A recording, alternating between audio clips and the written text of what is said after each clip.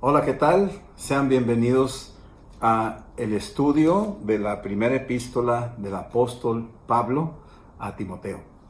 Veíamos en nuestro primer estudio sobre el perfil del personaje en que estamos estudiando, Timoteo, que nos dimos a la tarea de investigar sus raíces, su formación, la forma en que Dios le llamó y finalmente la ciudad a donde fue asignado, a donde se dirige ahora esta carta para que Timoteo desempeñe lo mejor posible para llevar adelante la obra que el apóstol Pablo en alguna forma había comenzado en la ciudad de Éfeso.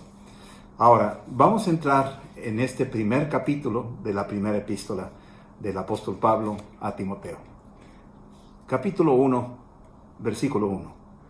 Dice: Pablo, apóstol de Jesucristo, por mandato de Dios, nuestro Salvador, y del Señor Jesucristo, nuestra esperanza. El apóstol Pablo se está presentando a través de esta carta muy formal con Timoteo. Timoteo, después veremos, es un discípulo de Pablo que lo acompañó en diferentes escenarios misioneros y que ahora Pablo lo ha dejado instalado en la ciudad de Éfeso para continuar con una obra que el apóstol Pablo había comenzado allí en Hechos 19. Se presenta a sí mismo como apóstol, como mensajero de Jesucristo. Dice ahí que por mandato de Dios. Esto es un mandato divino. Él da fe de que fue algo soberano, sobrenatural. Hechos 9 nos describe la forma en que fue llamado para llevar adelante este mensaje que le está llevando ahora a Timoteo para continuar con la obra. Y dice aquí, de mandato de Dios, nuestro Salvador, y del Señor Jesucristo, nuestra esperanza. En el capítulo 2 de Tito, vemos la forma en que describe también dentro de esto como una carta pastoral, el libro de Tito, pero en el capítulo 2, versículo 13, dice aquí, refiriéndose a Jesucristo como el Salvador y a Dios como el Salvador. Así es que estamos viendo en esta carta, desde sus inicios, el perfil de Dios y Jesucristo como una sola entidad. El Padre y el Hijo y el Espíritu Santo, los tres son uno. Es un fundamento de la fe cristiana. Pero aquí en Tito, capítulo 2, versículo 13, dice, aguardando la esperanza bienaventurada y la manifestación gloriosa de nuestro gran Dios y Salvador, Jesucristo. Así es que a Jesucristo lo está identificando como Dios Salvador. ¿Sí? Esto es importante entenderlo. Luego en el versículo 2 del capítulo 1, volviendo a la primera epístola del apóstol Pablo a Timoteo, dice en el versículo 2, a Timoteo, verdadero hijo en la fe.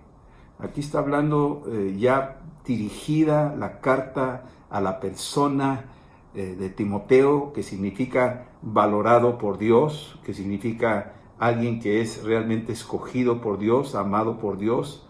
Y aquí dice, dirigida a Timoteo, que es un verdadero hijo en la fe. Un verdadero hijo en la fe. Probablemente tuvo algunos hijos que no eran verdaderos, que no estaban arraigados a la fe, que no creyeron, que abandonaron el camino. Pero aquí lo exalta de una forma muy particular, diciendo, eres un verdadero hijo en la fe. Y le dice aquí, gracia, misericordia y paz. Está hablando de estas cosas tan importantes. Quiero que veamos alguna cosa. El nombre en sí de Timoteo es valioso para Dios, o valioso por Dios, o valorado por Dios. ¿Sí? Es lo que quiere decir. Y cuando se refiere a una verdadera paternidad de la vida de Timoteo, habla de que él asumió la responsabilidad de convertirlo, de evangelizarlo, ya lo vimos en el primer estudio, y luego de discipularlo, y luego de arraigarlo en el conocimiento de la verdad, de la palabra, y que ahora hay evidencia en la vida de Timoteo que estaba dando mucho fruto. Por eso dice verdadero hijo en la fe. La otra cosa es una bendición inicial donde el apóstol Pablo declara esta bendición. Dice gracia. Cuando hablamos de gracia, la palabra griega es charis y es todo lo bueno. Está deseándole a Timoteo todo lo bueno. Gracia, misericordia. Está diciendo, en esta palabra misericordia está hablando de defensa, protección, que Dios te levante en tus tiempos de debilidad, que Dios se compadezca de ti y te levante y te ayude y te sostenga en la batalla. Esa misericordia está hablando, que te defienda, ¿sí? Y la tercera cosa que menciona, paz. Y está hablando de un descanso y de una vida próspera en todas las áreas. A eso se refiere esta bendición inicial de la carta del apóstol Pablo a Timoteo. Versículo 3, dice aquí, como te rogué que te quedases en Éfeso cuando fui a Macedonia, para que mandases a algunos que no enseñen diferente doctrina. Aquí el apóstol Pablo está diciendo, te rogué que te quedases en Éfeso. Probablemente luchó en algún momento dado Timoteo para aceptar la asignatura de quedarse en Éfeso. ¿Por qué? Porque la ciudad de Éfeso, además de ser una gran ciudad, era un puerto militar y también comercial, donde había mucha maldad. De por sí, tú lees Hechos 19 y te revela la condición espiritual de la ciudad. Demonios por todos lados, gente que practicaba la magia. Ahí estaba la gran diosa Artemisa, la reina de los cielos. Ahí era un centro ceremonial de lujuria y de perdición. Y aquí está dejándolo en ese lugar y probablemente está viendo la necesidad, el apóstol Pablo, de que Timoteo continúe con la obra que comenzó en Hechos 19 en la iglesia en la escuela más bien de un tal hombre llamado Tirano, donde discipuló a la gente por 2 años y luego continuaron evangelizando toda Asia Menor, y era como una base militar, ahí exactamente en ese lugar que era el núcleo de las tinieblas, porque los demonios hasta conocían y sabían quién era Pablo. Entonces estamos viendo que aquí le está rogando el apóstol Pablo a Timoteo que por favor se quede en Éfeso, porque ahora Pablo se mueve en otra dirección para levantar. Como te rogué que te quedases en Éfeso cuando fui a Macedonia.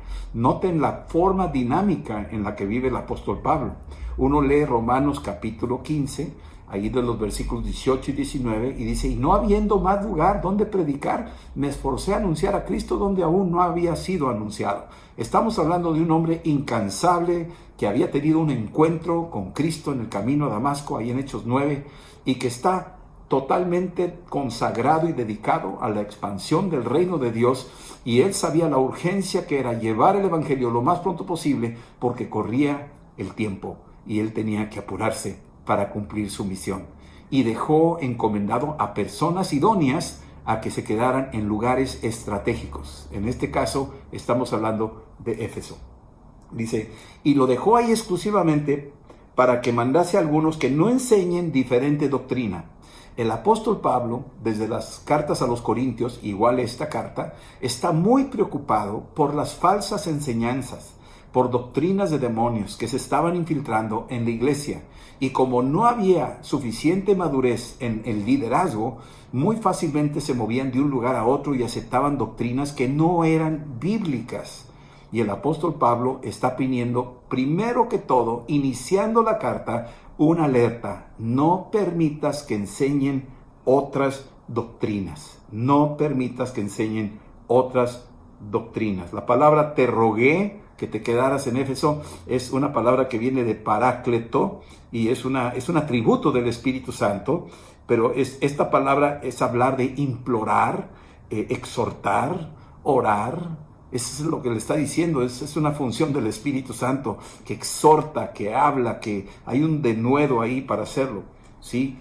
Y bueno, aquí estamos en este versículo 3 viendo el inicio de la encomienda que le da el apóstol Pablo a Timoteo, que no enseñen doctrinas diferentes. Era el celo del apóstol Pablo. Sabía que la doctrina tenía que ser básica, fundamental, lo más importante, la sana doctrina, para que crecieran sanamente, espiritualmente los creyentes. Si no estaba cuidada esa área, iban a crecer chuecos con ideologías, iban a haber mezcolanzas de dejar entrar algunas corrientes esotéricas o gnósticas o judaizantes. Iban a tratar de infiltrarse y tratar de atrapar y sofocar el evangelio. Él sabía que el diablo estaba trabajando, especialmente en Éfeso. Sabía que los demonios estaban ahí operando. Ahí viene en Efesios, en el libro de Efesios capítulo 6, una descripción detallada de cómo operan en jerarquía ordenada los demonios. Y entonces él sabía de todo esto y está totalmente preocupado, interesado en que Timoteo esté equipado y en defensa de esta verdad. Versículo 4 dice que no preste la gente atención a fábulas. Aquí está hablando de algo importante, que no preste atención a fábulas, ¿sí? Es una realidad. La gente tiene comezón de oír, después lo veremos, esa descripción así muy clara que utiliza el apóstol Pablo, pero dice aquí que estaba preocupado porque había lobos que metían doctrinas falsas, engañadores que estaban ahí, y que decía ahí, no dejes de velar como buen pastor por tu rebaño, no dejes que presten atención a fábulas. Las fábulas básicamente se abren a diferente tipo de cosas, en este caso diferentes corrientes de pensamiento, diferentes doctrinas, ¿sí? Y las fábulas se refieren, por ejemplo, las apariciones, se me apareció un ángel, en el caso de la línea mormona, se le apareció un ángel moroni que les dijo esta doctrina y unos libros y esto y lo otro, y empiezan a desviarse y dejan la Biblia y empiezan a decir que no está bien traducida, ¿sí? O bien que ahí en esa región donde estaba Artemisa, la reina de los cielos, donde empiezan a aparecer las fábulas de la reina de los cielos, apariciones, que les pide esto, les pide construir un templo. Eso ha sucedido en muchas partes del mundo hasta la fecha. Entonces, aquí está preocupado el apóstol Pablo, velando sobre ciertos flancos que pudiera venir el enemigo a atacar, entre ellos doctrinas diferentes, la otra, fábulas. La tercera dice aquí, genealogías interminables. ¿Sí? Hay muchos que quieren saber de qué linaje eres, de cuál de las tribus de Israel eres. La biblioteca que tienen los mormones allá en los Santos de los Últimos Días en Utah tienen uno de los archivos más completos sobre la genealogía de la gente, y con eso piensan de que llegas a algún tipo de tribu y con eso tienes algún tipo de beneficio. Y yo quiero decirles, aquí está diciendo, no te metas en genealogías interminables. Mucha gente me pregunta, ¿y tus antepasados qué eran? ¿Judíos? ¿O eran irlandeses? ¿O eran españoles? ¿O eran mexicanos? Y como que están interesados en saber de dónde vienen mis raíces, así. Este es un dato interesante, pero al final de cuentas yo los llevo al punto y dice, ¿sabes que yo vengo de Adán y Eva? ¿Tú de dónde vienes tú? Y entonces los enfrentas a una realidad, que venimos de una raza caída, que independientemente qué genealogía podría ser, no somos salvos por genealogía. ¿Sí? Ahí en el Evangelio de Juan capítulo 1 dice que no es por sangre ni por linaje, ¿sí? Somos salvos por la fe en Jesucristo, por haberlo recibido. Así es que todo ese rollo de genealogías en nada nos salva. No pierdas tu tiempo en eso, no guardes ahí espacio para prestarle tanta atención. Algunos están interesados en eso y bueno, como un sideline, pero no es doctrina, no es fundamental para poderte dar a ti esto o lo otro.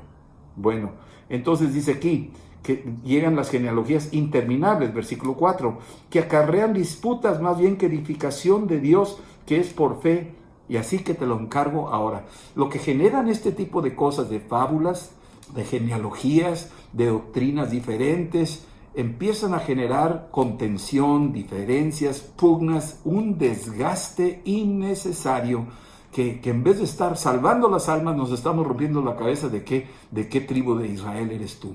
No vamos a llegar a ningún lugar y a nadie salva eso.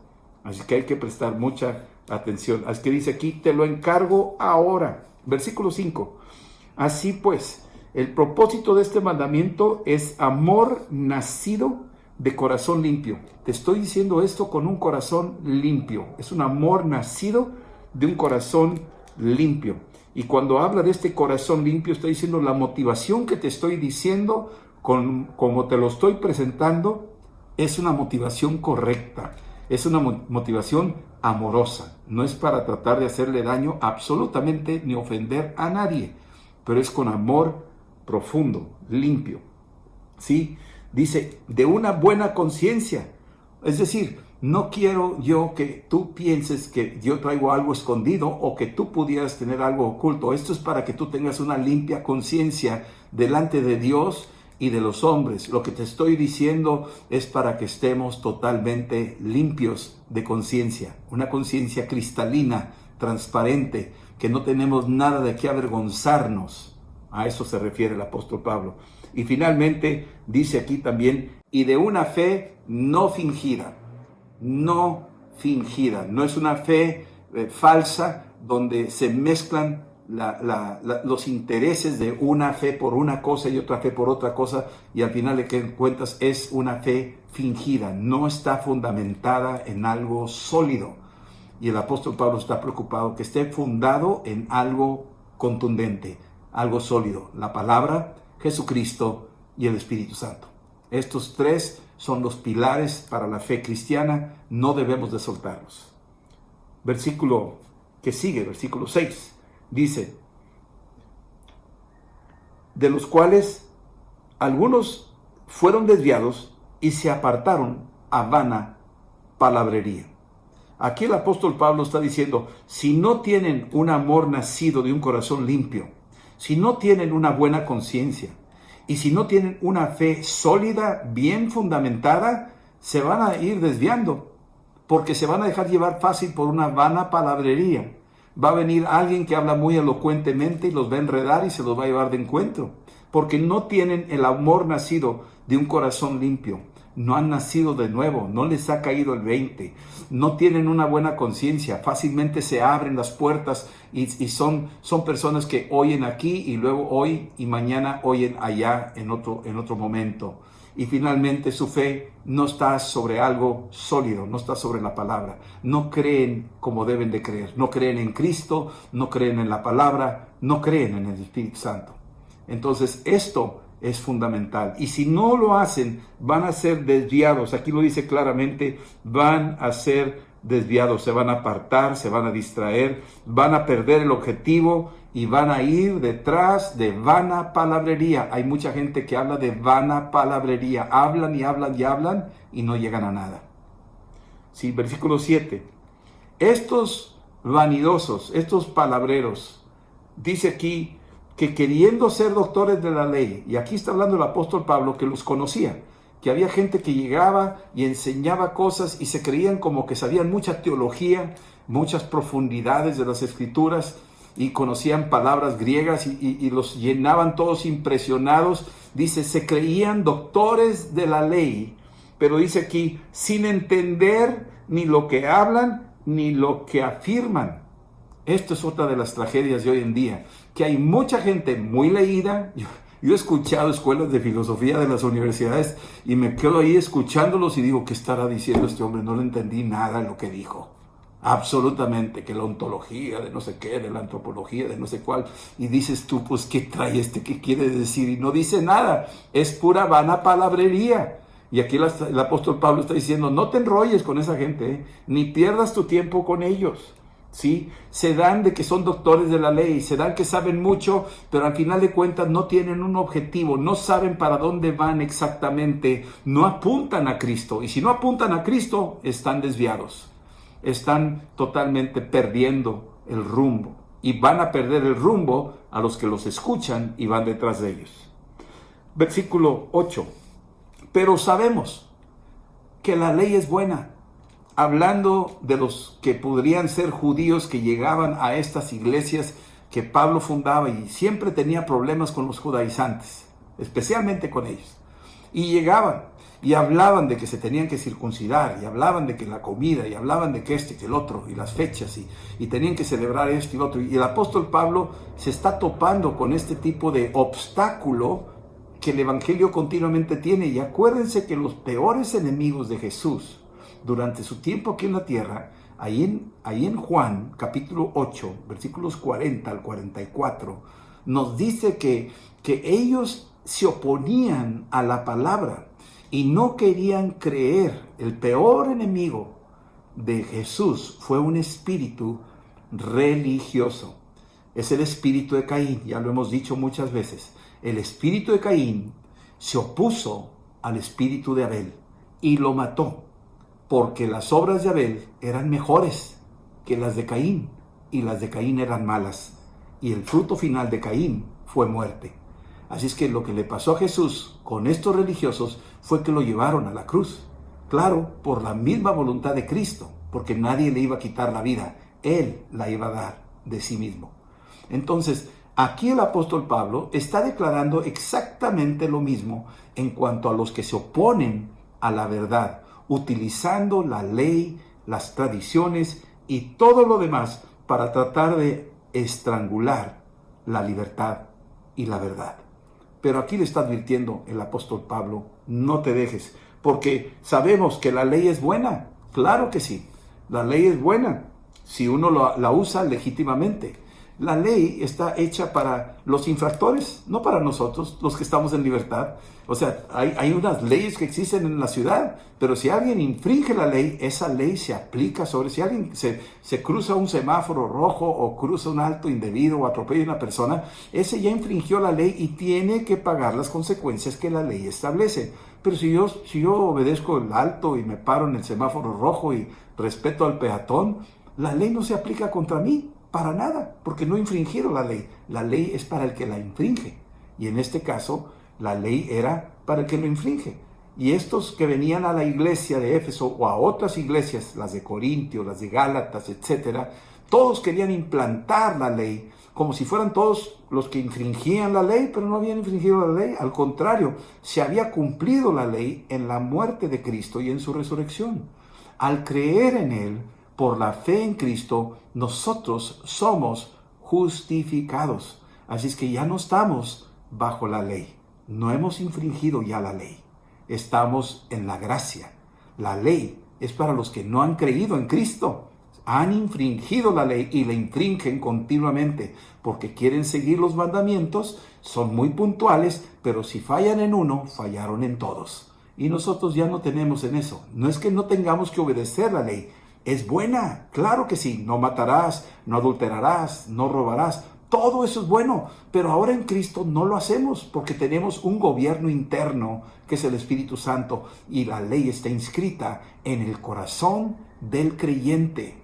Así es que está inscrita en tu corazón y tú por conciencia sabes que eso no lo haces y no lo vas a hacer. No quieres hacerlo y si lo haces hay algo interno, el Espíritu te redarguye, te llama la atención y tú te arrepientes y dice ahí 1 de Juan capítulo 2, hijitos, no pequéis. Y si pecamos, abogado tenemos para con el Padre, a Jesucristo el justo. Así es que nosotros no practicamos el pecado, lo aborrecemos, huimos de él. La ley tiene algo bueno, siempre y cuando se aplique legítimamente, es decir, de una manera correcta. Esa es la recomendación que está diciendo aquí. Versículo 9. Conociendo esto, que la ley no fue dada para el justo, sino para los transgresores, lo que les decía hace rato.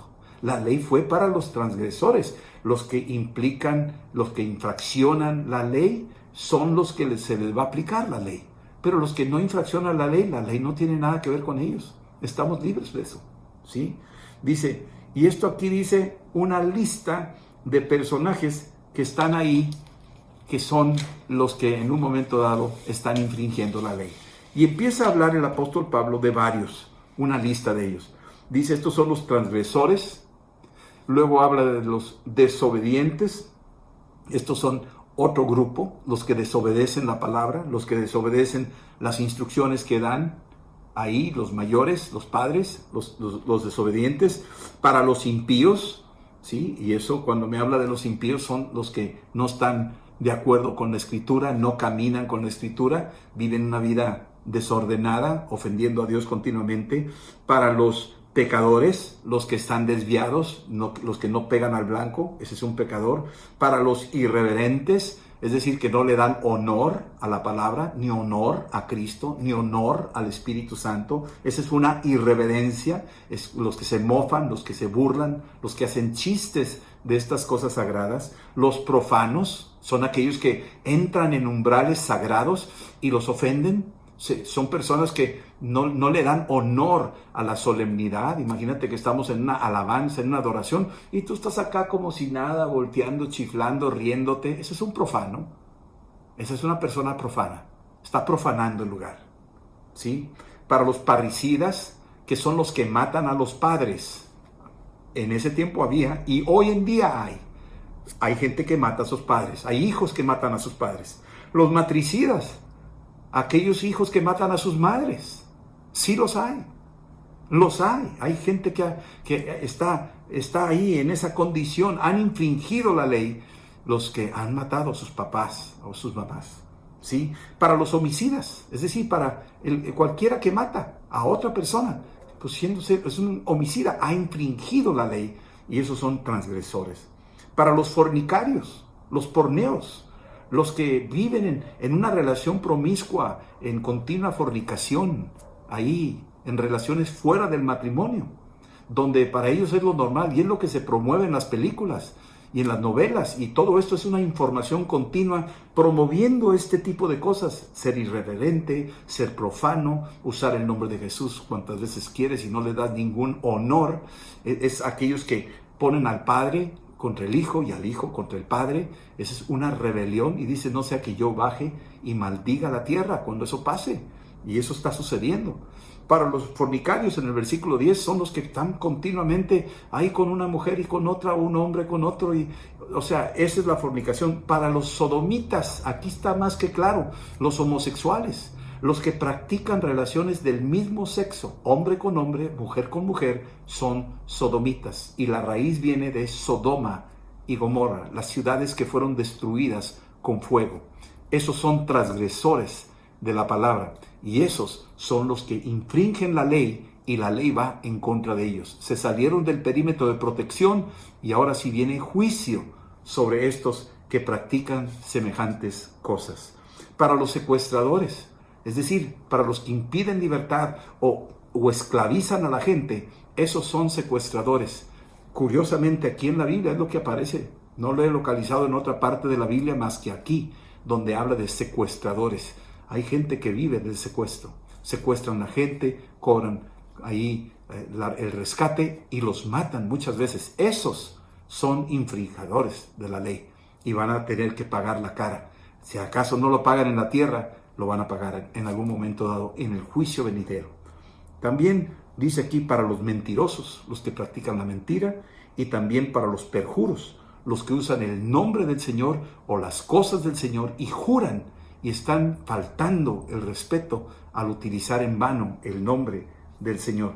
Por cuanto se opongan a los que se oponen a la sana doctrina. Este es un grupo. Aquí hay como 15 personas, 15 grupos a los que se oponen a la sana doctrina. Cuando tú hablas de leer la Biblia, de que Cristo es el Señor y que el Espíritu Santo es Dios y que nos ha dado todo lo que son sus dones del Espíritu para operar aquí en la tierra y expandir el reino de Dios, y se oponen a esa sana doctrina, que la Biblia no es suficiente, esos se oponen a la sana doctrina. Los que se oponen a que Jesús es el único Salvador del mundo, esos se oponen a la sana doctrina. Los que dicen: no, pídele a otras personas para que te salven, para que te atiendan, para que respondan, para que te sanen, no nomás Jesús, esos se oponen a la sana doctrina. ¿Sí? Y aquellos que niegan al Espíritu Santo, que ya no es para ahora, fue para otro tiempo, ya no se usan estos dones, esos se oponen a la sana doctrina. Ahí es donde tenemos que defender lo que aquí nos dice la Escritura.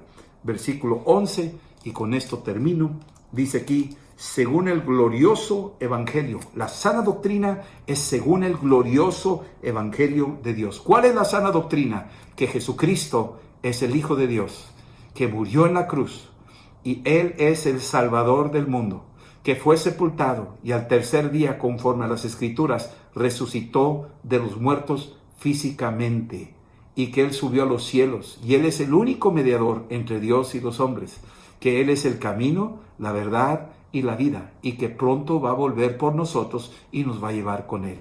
Cualquiera que confiese su nombre será salvo. Este es el glorioso evangelio del Dios bendito, que a mí me ha sido encomendado. Así lo dice el apóstol Pablo. Este mensaje es en sí el glorioso evangelio de Dios, es la base de la sana doctrina. Muy bien, muy bien. Vamos a orar ahorita y darle gracias a Dios por esta verdad que Dios nos ha dado en esta ocasión. Y continuaremos la semana que entra para seguir estudiando el resto del capítulo 1 de la primera epístola del apóstol Pablo a Timoteo. ¿Quieres orar conmigo? para invitar a Cristo a tu corazón. Vamos a hacer esta oración juntos. Puedes decir esto: Señor Jesús, yo te doy gracias por la vida eterna que tú me has dado en la cruz. Perdona mis pecados y lávame con tu sangre. Y ven a mi corazón y lléname de tu Espíritu Santo. El mismo que levantó a Cristo de entre los muertos, te pido, Espíritu Santo, ven y lléname de ti. Te recibo creyéndote en el nombre de Jesús. Amén. Amén. Que el Señor te bendiga en esta ocasión que hemos tenido la oportunidad de platicar sobre este libro tan interesante, tan importante también. Que el Dios Todopoderoso te acompañe a lo largo de tus días y que te use para expandir el reino de los cielos. En el nombre de Jesús. Amén. Nos veremos después. Hasta luego.